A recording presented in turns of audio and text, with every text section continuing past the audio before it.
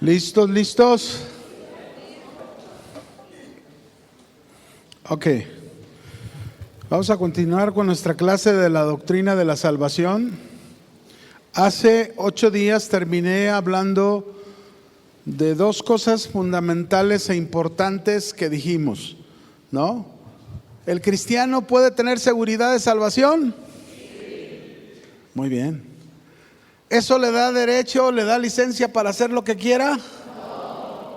Ahora, dijimos que no, pero también dijimos que el Señor en la Biblia nos da muchas advertencias.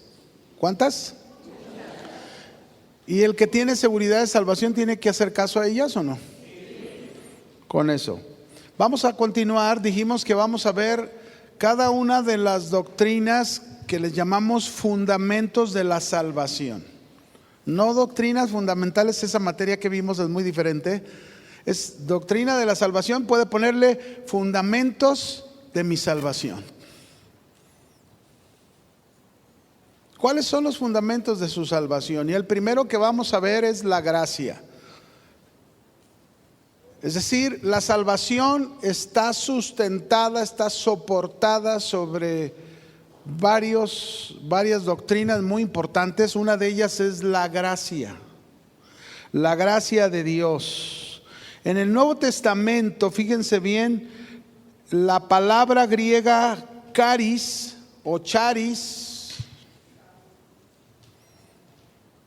que en su uso humano significaba agradecimiento, atractivo, favor, don, beneficio. Todo eso significaba en su uso humano, ¿no? Agradecimiento, atractivo, favor, don y beneficio.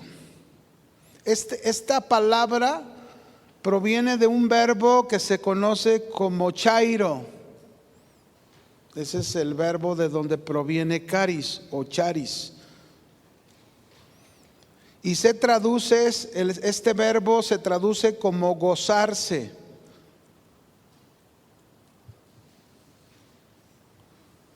Es como decir, pásalo favorablemente, ¿no?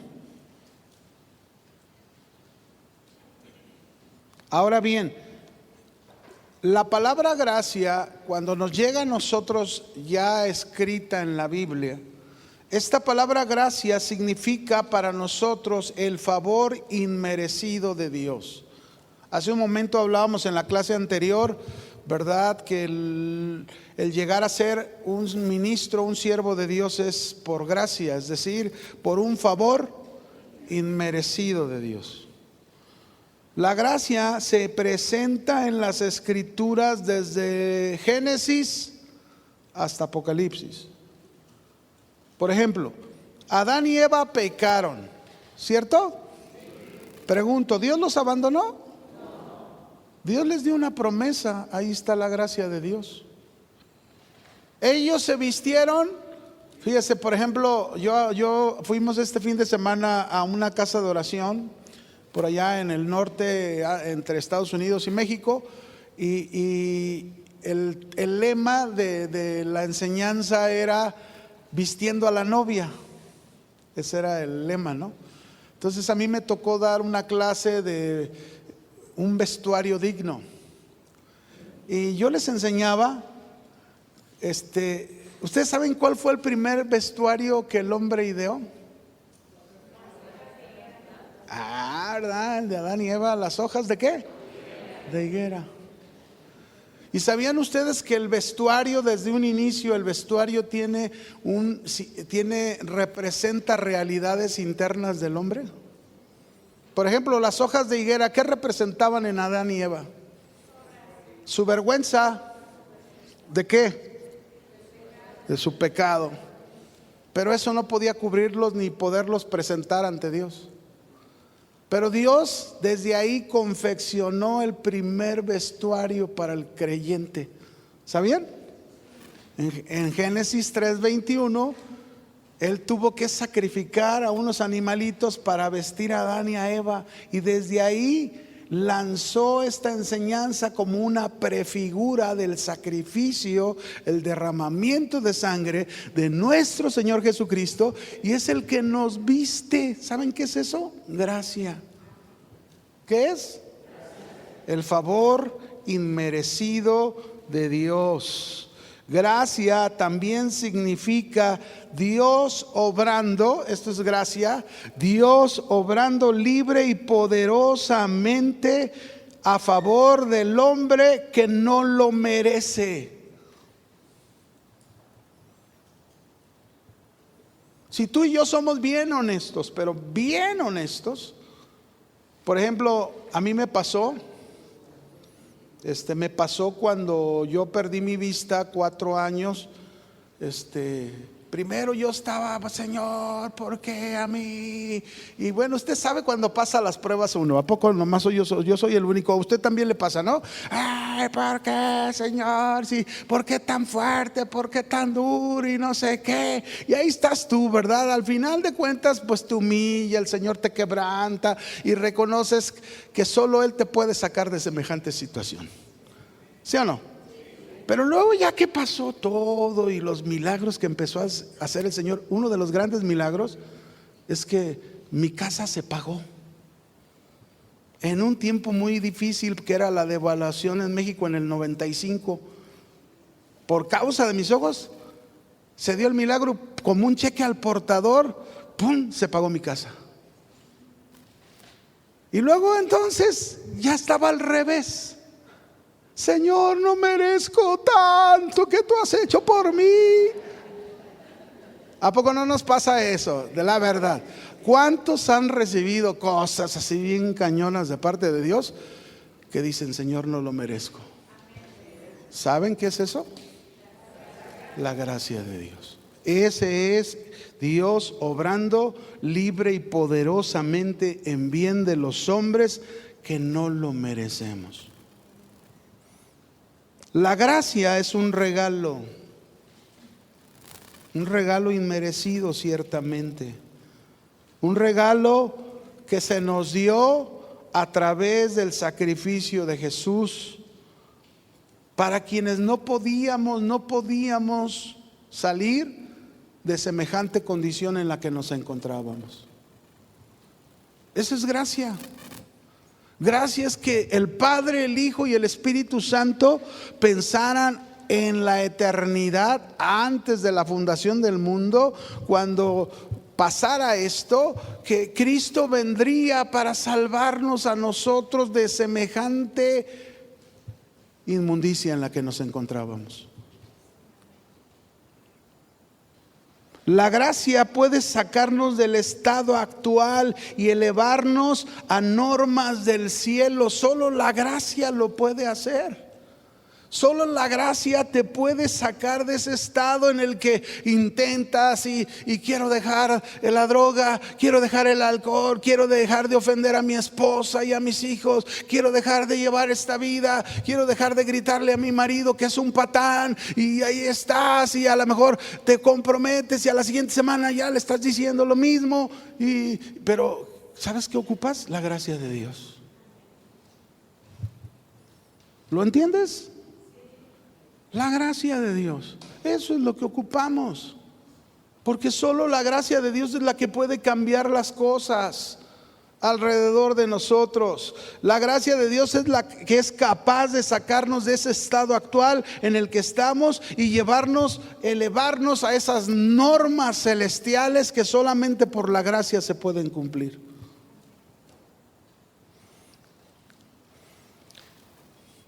Cuando tú aceptas, fíjate bien, cuando tú aceptas este regalo de Dios inmerecido, comienzas a aprender cosas que Dios quiere que tú conozcas, que no conocías. No se nos obliga o se te obliga. ¿Alguien de ustedes, el Señor le mandó un ángel para que les ponga una pistola en la sien y le diga, o te arrepientes, o mira, le jalo al gatillo? ¿Verdad que no? No hay ningún ángel que nos esté obligando a, uno, a recibir el regalo, dos, a crecer y a madurar. No, debemos nosotros desearlo. Dios quiere, mis hermanos, por eso no hizo robot. Él, si hubiera querido, les pone un chip a todos y todos para que seamos. No, Dios hizo seres como Él, con mente, con emociones y con voluntad. Y Él desea que nosotros, por eso Él nos salvó. No podíamos por nosotros, pero nos salvó en Cristo Jesús, precisamente porque es el único medio en que podemos. Pero Él quiere voluntad nuestra, es decir, quiero hacer esto, por ti lo quiero hacer, por nadie más, ¿verdad? Alguien a lo mejor está queriéndolo hacer por la esposa, por el esposo. Pues a lo mejor va a funcionar un tiempo, pero luego ya no va a funcionar. Pero si lo haces por el Señor, que es el que te da las cosas, es muy seguro que Él te dé la capacidad para ayudarte en tus debilidades, ¿verdad? ¿Cuántas veces nuestro crecimiento se detiene, mis hermanos? ¿Cuántas veces el crecimiento que debería ser continuo, que debería ser constante, cuántas veces ese crecimiento nuestro se detiene porque asumimos nuestro propio juicio? En lugar de permitir a Dios que su Espíritu Santo nos ayude a aprender, a obedecer, a poner en práctica lo que Él nos da todos los días.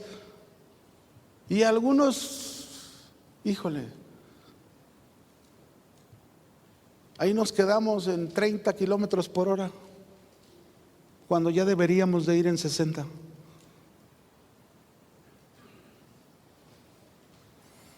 Efesios 2:8.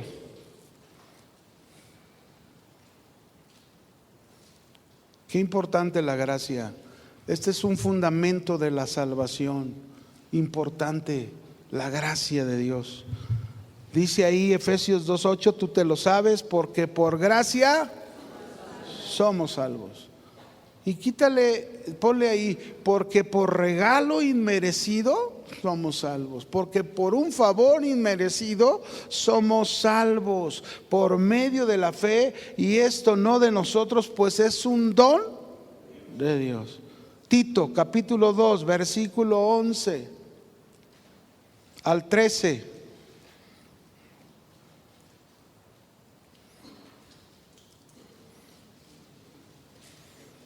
¿Lo tienen?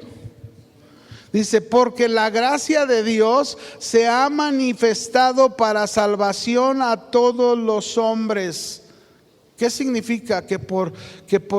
Porque la gracia de Dios se ha manifestado. ¿De qué está hablando? Está hablando de Jesús. Esa manifestación de su gracia se está refiriendo a Jesús, que se hizo hombre, que habitó entre nosotros, que fue a la cruz siendo obediente y que pagó el precio de nuestros pecados. A eso se refiere, porque la gracia de Dios se ha manifestado para salvación de ¿cuántos hombres? ¿Verdad que no dice de unos cuantos? Esa gracia se manifestó por todos los hombres. De que los hombres no quieran, eso ya es otra cosa. Verso 12, enseñándonos a nosotros que renunciando a la impiedad y a los deseos mundanos, vivamos en este siglo sobria, justa y piadosamente, aguardando la esperanza bienaventurada y la manifestación gloriosa de nuestro gran Dios y Salvador, Jesucristo.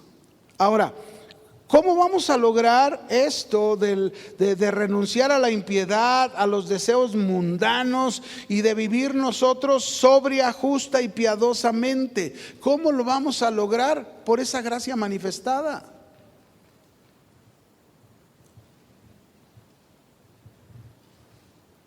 Es por la gracia manifestada de Dios. En la gracia de la obra de Cristo hay un poder que nos hace entender que es por esa gracia que tú y yo podemos dejar la impiedad, podemos dejar los deseos de este mundo y podemos vivir sobria, justa y piadosamente ante los ojos de Dios. Muchas veces nosotros nos vemos envueltos en una situación y no salimos de la misma, pero tenemos que aprender que tenemos un fundamento de nuestra salvación que tiene ese poder para sacarnos de ahí. ¿Cómo se llama?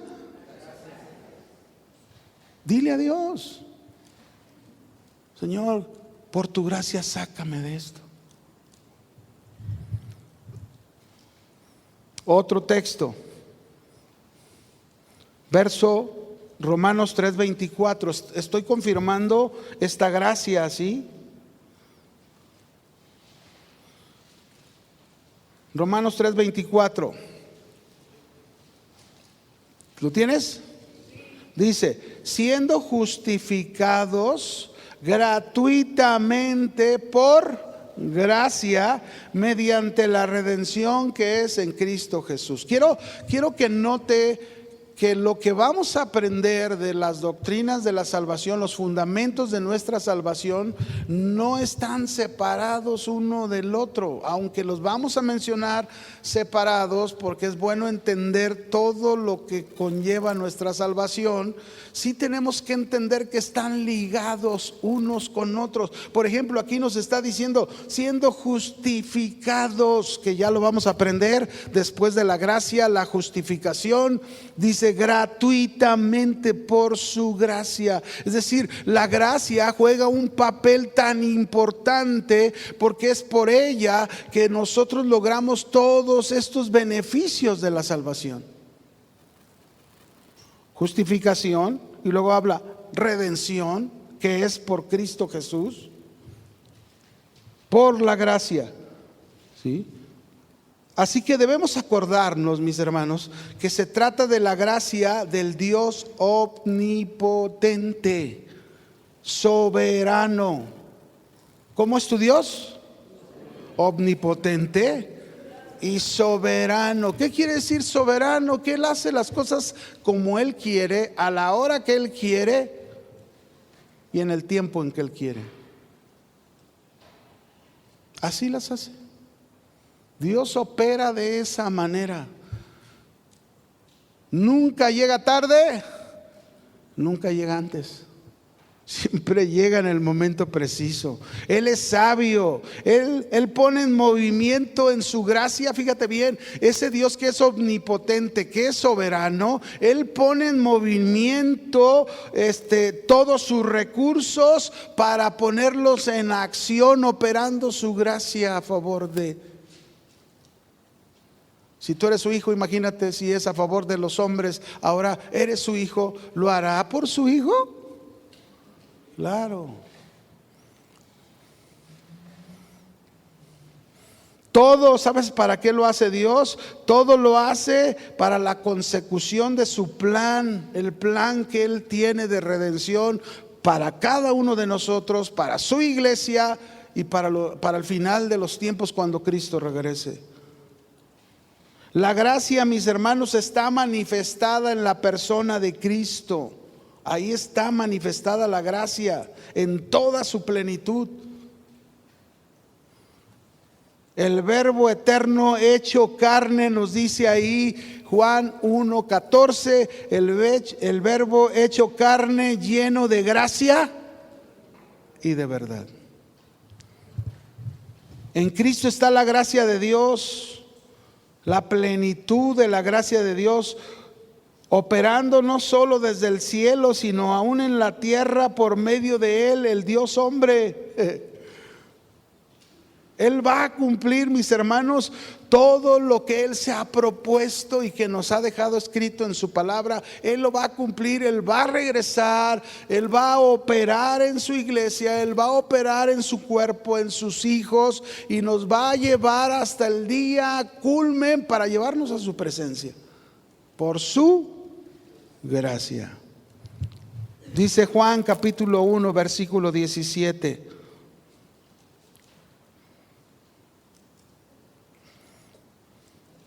Juan 1, 17 y 18. Y de su plenitud recibimos todos. ¿Qué recibiste del Señor? ¿Qué recibiste? Dime. De su plenitud. ¿Por qué a veces nos sentimos tan vacíos? ¿Por qué a veces nos sentimos tan escasos? Cuando aquí nos está diciendo, de su plenitud recibimos todos. Y gracia sobre gracia, porque la ley fue dada para Moisés, mas la gracia y la verdad llegaron a ser dadas por medio de Jesucristo.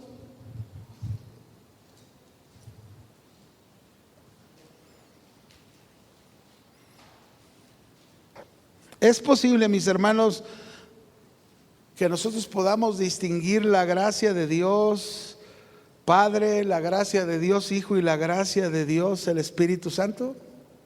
¿Es posible? No, porque es la misma, operando en diferentes maneras, pero es la misma, a favor de lo que Él se ha propuesto. Dice 2 de Corintios 8, verso 9. Qué tremenda la gracia de Dios.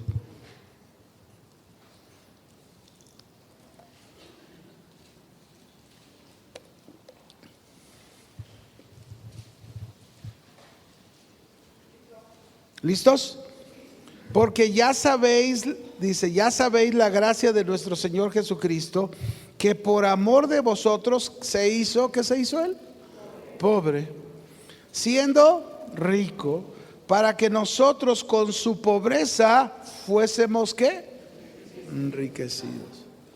Esto es fácil de entender, ¿no? ¿En qué manera Jesús se hizo pobre? En hacerse humano, hombre, sometiéndose a un cuerpo humano. Eso es a lo que se está refiriendo. Se hizo pobre, Él se hizo hombre entre nosotros cuando Él era rico, cuando Él era Dios, dueño de todas las cosas.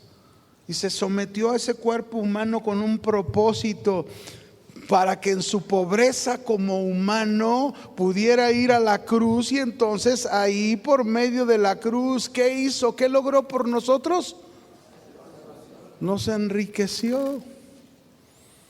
Todo lo que recibimos por su beneficio de la cruz son todas esas riquezas que le pertenecían a Él. ¿No te da gusto? ¿No le das gracias a Él? La gracia divina, mis hermanos,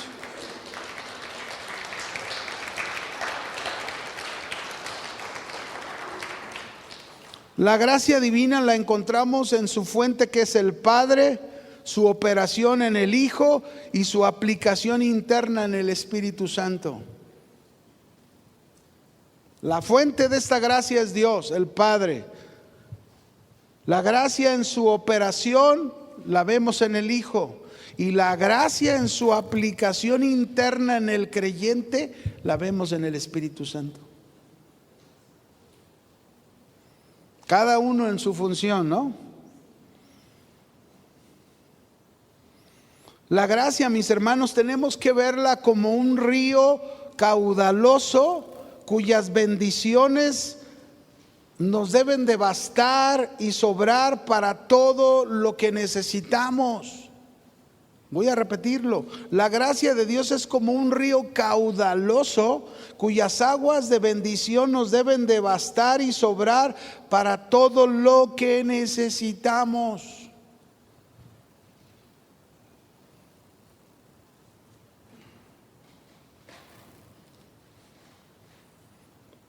Efesios capítulo 1, versículo 3.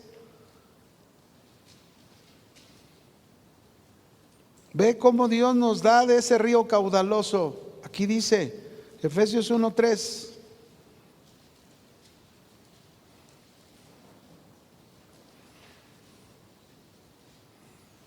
¿Lo tenemos?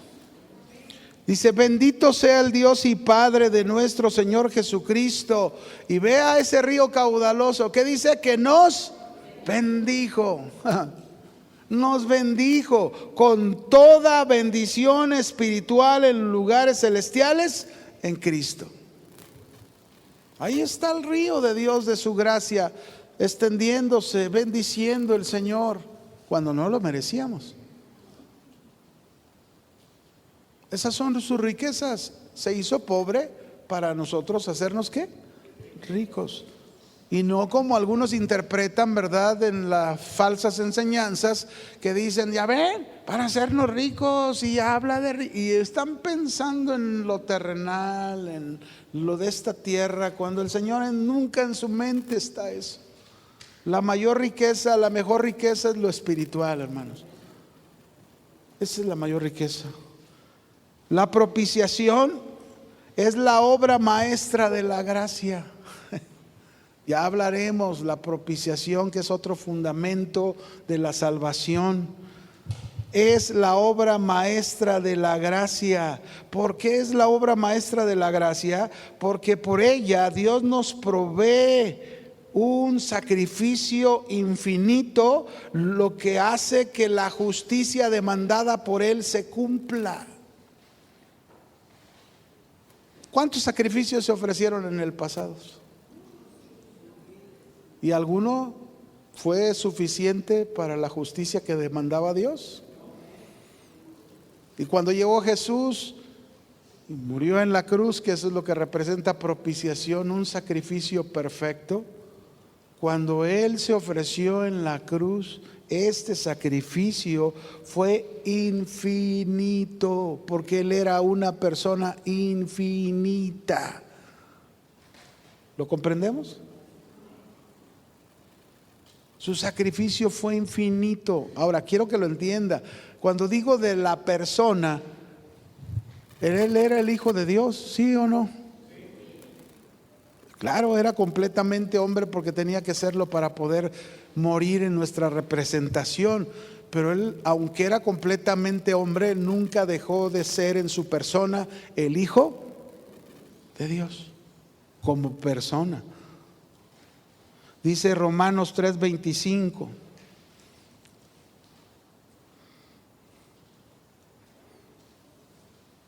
A quien Dios puso, está hablando de Cristo, a quien Dios puso como propiciación por medio de la fe en su sangre, para manifestar su justicia a causa de haber pasado por alto en su paciencia los pecados pasados. Ahí está esa obra maestra, ¿verdad?, de la gracia, que es la propiciación. Ahora fíjese bien, la resurrección es la gracia triunfante. ¿La gracia qué? Triunfante. La plenitud del Señor con la cual derrama de su gracia abundante sobre cada uno de nosotros los que hemos creído en Él, dándonos la esperanza que así como Él resucitó de entre los muertos para mostrarnos esa gracia triunfante, vamos a ser resucitados tú y yo. Ahí está la promesa del Señor. Amén. Bien, ahora déjame hablarte del alcance de la gracia. ¿Cuál es el alcance de la gracia de Dios?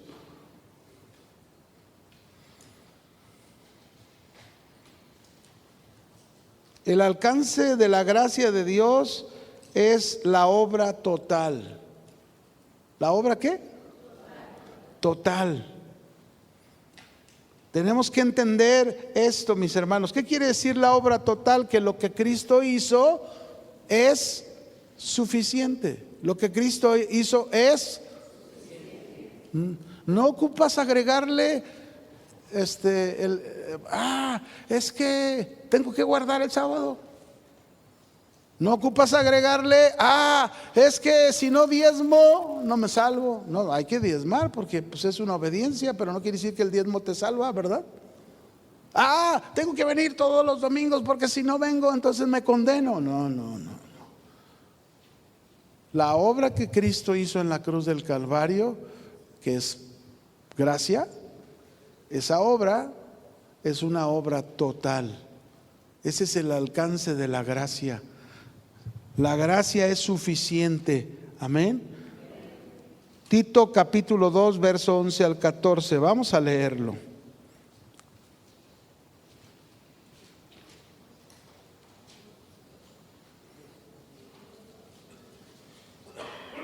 Ya leímos unos versículos anteriormente, pero vamos a leer más. Dice aquí, capítulo 2 de Tito, 11 al 14, porque la gracia de Dios se ha manifestado para salvación a todos los hombres, enseñándonos que renunciando a la impiedad y a los deseos mundanos, vivamos en este siglo justa y piadosamente, aguardando la esperanza bienaventurada y la manifestación gloriosa de nuestro gran Dios y Señor Salvador Jesucristo, que habla de su venida, ¿no? Y que se dio a sí mismo por nosotros para redimirnos de toda iniquidad. ¿De cuánta? Y purificar para sí un pueblo propio, celoso de buenas. ¿Qué debe de hacer el pueblo, la iglesia, el pueblo de Dios? ¿Qué debe de hacer? Buenas, como un resultado de su salvación, por la gracia de Dios.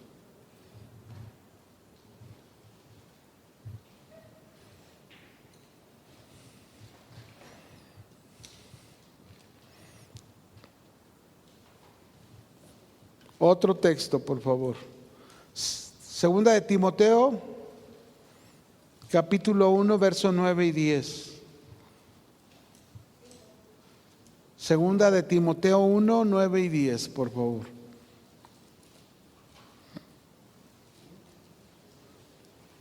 Segunda de Timoteo 1, 9 y 10. Fíjense cómo nos habla de obras, pero unas se refieren a una cosa y otras se refieren a otra cosa, y hay que identificarlas, ¿no? Por ejemplo, dice, quien nos salvó y llamó con llamamiento santo, dice, no conforme a nuestras obras, sino según el propósito suyo y la gracia que nos fue dada en Cristo Jesús antes de los tiempos de los siglos. Es decir, Dios no nos llamó por lo bueno que éramos, ¿verdad que no? No, es que yo ayudo a los huérfanos. No, es que yo ayudo a mis vecinos. No nos llamó por eso. Aquí está diciendo bien claro, ya nos llamó con llamamiento santo, dice, no conforme a nuestras obras. Estas obras que está hablando aquí son obras diferentes a las otras que leímos en el pasaje anterior, que deben de ser un resultado, buenas obras, un resultado de que nosotros por la gracia de Dios tenemos la salvación. ¿Estamos? ¿Por qué? Porque estas obras son las obras que habla Efesios capítulo 2 versículo 9, no por obras para que nadie, a esas obras se refiere. Las obras que el hombre pretende hacer para alcanzar su salvación. Por eso está diciendo aquí, no, sino que fue según el propósito y la gracia que nos fue dada en Cristo Jesús, pero que ahora dice ha sido manifestada por la aparición de nuestro Salvador Jesucristo, el cual quitó la muerte y sacó a la luz la vida y la inmortalidad por el Evangelio. Ahí está la gracia operativa, operando la gracia, ¿verdad? Porque a través de esto Jesús nos dio la vida y la inmortalidad. Es decir, que tú y yo vamos a vivir, ¿cuánto tiempo? Nuestra salvación, nuestra vocación, entonces no la logramos por nuestras obras, es por su gracia, es por sus propósitos, por su voluntad. Pero un día, por esa gracia, nos está diciendo el Señor que nos ha dado ya la vida. Nosotros ya tenemos vida eterna, ¿verdad que ya tenemos vida eterna? Porque en ella estamos caminando, en ella estamos tratando de desarrollarnos cada día más, que esa vida vaya creciendo en nosotros. Esa es una parte, pero la otra es la inmortalidad. Eso no lo vamos a experimentar hasta que lleguemos a morir y lleguemos a resucitar y estar por siempre con el Señor. Pero lo creemos, ¿verdad? Porque el Señor ya resucitó, por eso lo creemos. Ahora, por eso es importante nosotros entender el contraste entre Adán y Cristo. ¿Por qué? Porque Adán, de él surgió el reino de la muerte. A causa de las transgresiones es como surgió este punto, ¿no? El reino de la muerte. Pero Cristo, mis hermanos, que se hizo hombre y que es el segundo Adán, es el don de la gracia que Dios nos dio, y por él surgió el reino de la gracia, el reino de Dios para nosotros. ¿Qué no nos dice el Señor que nos acerquemos al trono de qué? ¿Y dónde está el trono? ¿En qué reino está el trono? En el reino de Dios. Y así se le llama en los evangelios. En alguna parte encontramos que se le da este nombre, el reino de la gracia. Este reino que ya debe de estar establecido en el corazón de los creyentes. ¿Y cómo es que el creyente debe de vivir en este reino? Por eso hay esta frase en las cartas, por ejemplo, a los romanos, encontramos estas frases que dicen: ya no vivimos bajo la ley, hoy vivimos bajo la gracia, ¿sí o no? ¿Y qué quiere decir? Que ya no vivimos bajo la ley, sino bajo la gracia. Quiere decir que ya no debemos esforzarnos. Quiere decir que ya no debemos echarle ganas en la vida cristiana y luchar con esas áreas de nuestra vida. Ay, el Señor me las va a cambiar. ¿Eso quiere decir? No. Ya no estar bajo la ley y estar bajo la gracia, si nosotros lo interpretamos como lo estamos hablando, de que es el reino de la gracia el que Cristo nos trajo y que debe de reinar y abundar en nuestra vida, eso es lo que significa: ya no estoy bajo la ley, ahora estoy sujeto bajo la gracia, bajo ese reino de la gracia que es el reino de Cristo.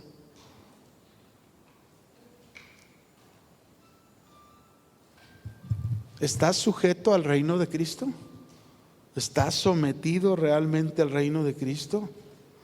En este reino, mis hermanos, hay un régimen de poder, de victoria, hay un régimen de santidad, hay un régimen donde se nos dice siempre: al que venciere.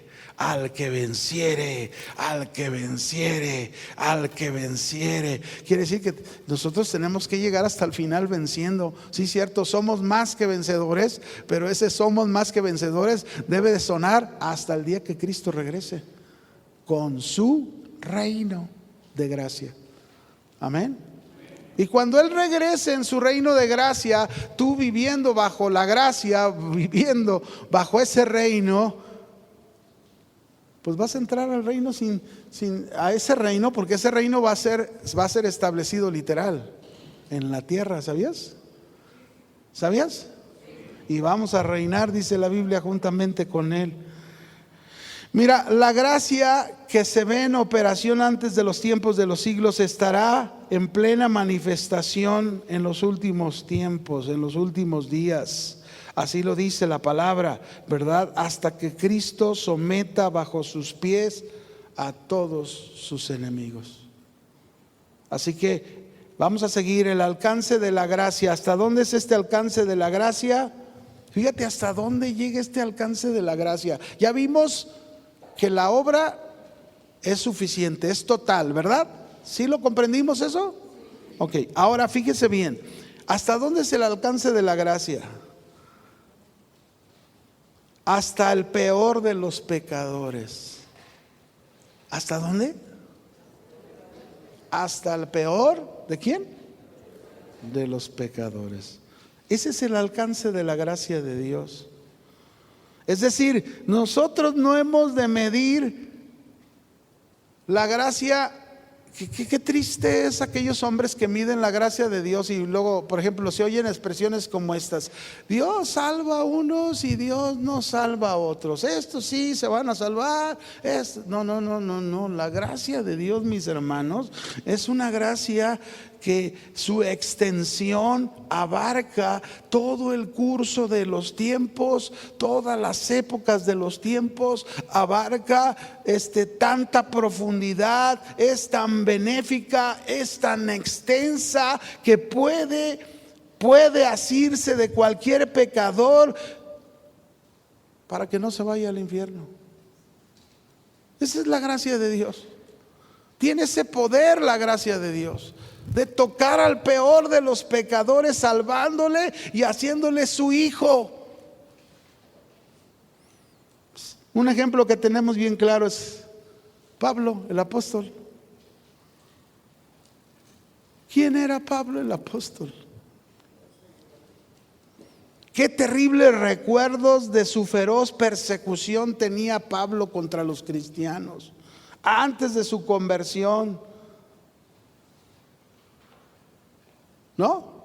¿Cómo lo veían los cristianos a Pablo? Que cuando el Señor lo tocó, le habló a Ananías y le dijo: Ananías, vas a ir a tal calle, a tal casa, vas a ponerle las manos a uno llamado Saulo. Y cuando oyó el nombre dijo: Señor, ¿qué no sabes quién es él? Y a veces así somos, ¿no? Híjole, ¿cuántas veces nos pasa algo, mis hermanos, y como que le queremos dar un consejo a Dios? Hágame usted el favor. Pero así somos. Fallamos.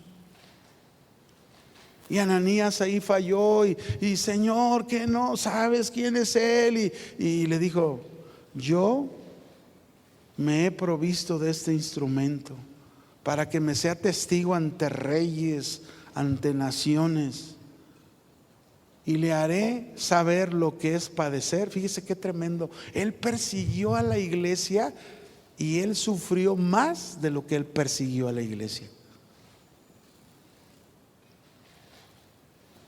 El Señor le enseñó lo que era perseguir a la iglesia, como él lo hacía.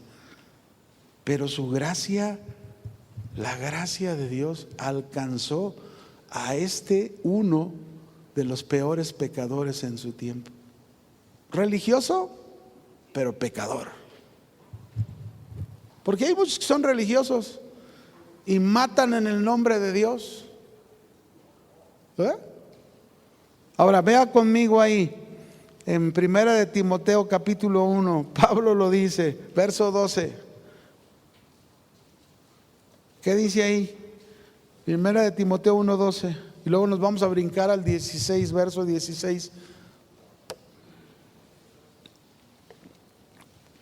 Dice Pablo: la gracia de nuestro Señor fue más abundante. ¿Sí dice así su Biblia o estoy en otra versión? Estoy en otra versión.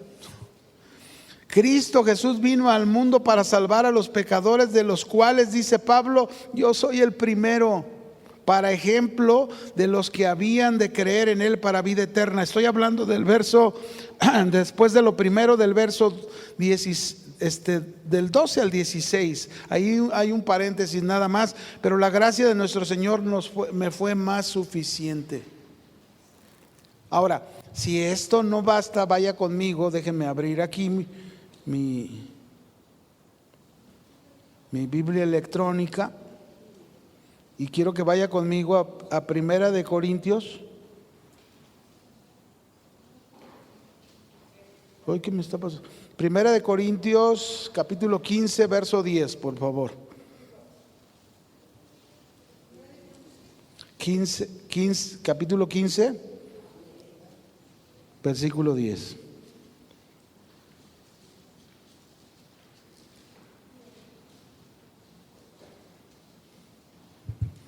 ¿Lo tiene? Este es Pablo, el perseguidor de la iglesia. Dice: pero por la gracia de Dios soy lo que soy. Es decir, él fue alcanzado por el Señor siendo un perseguidor de la iglesia, ahora es un apóstol de los gentiles. Y él está diciendo: por la gracia de Dios soy esto. Yo no lo merecía. Yo levanté la mano cuando apedrearon a Esteban. Yo levanté la mano cuando a muchas mujeres las agarraban del pelo y las llevaban a las prisiones. Pero por la gracia de Dios soy lo que soy. Y su gracia no ha sido en vano para conmigo. Antes, y luego dice, antes he trabajado más que todos ellos. Aquellos que lo acusaban, ¿no? Ahí en Corinto, que decían, no, él no es apóstol porque él no estuvo con Jesús. Y claro, él era apóstol porque Cristo se le reveló y le reveló su evangelio y lo hizo apóstol de los gentiles. Dice, él hablaba, porque he trabajado más que todos, pero luego dice al final, pero no yo, sino la gracia de Dios conmigo. Es decir, pudieras tú ser un hombre, una mujer que trabaja mucho, ¿no? Muchísimo. Pudieras ser un siervo que trabaja mucho en la obra de Dios, pero no es por ti, es por la gracia de Dios contigo. Amén. Así que mis hermanos, qué bendición tener la gracia de Dios a nuestro favor. Tú tienes la gracia de Dios a tu favor. Amén. Cuando ores, ora al Señor y dile, Señor, usa tu gracia, usa ese favor inmerecido para cambiarme, para transformarme, para hacerme nuevo, como hiciste un Pablo. La siguiente les comparto un testimonio de un hombre que para mí, para muchos, a lo mejor su pecado era imperdonable, pero para Dios no, en su gracia. Amén. Dios les bendiga, cuídense mucho.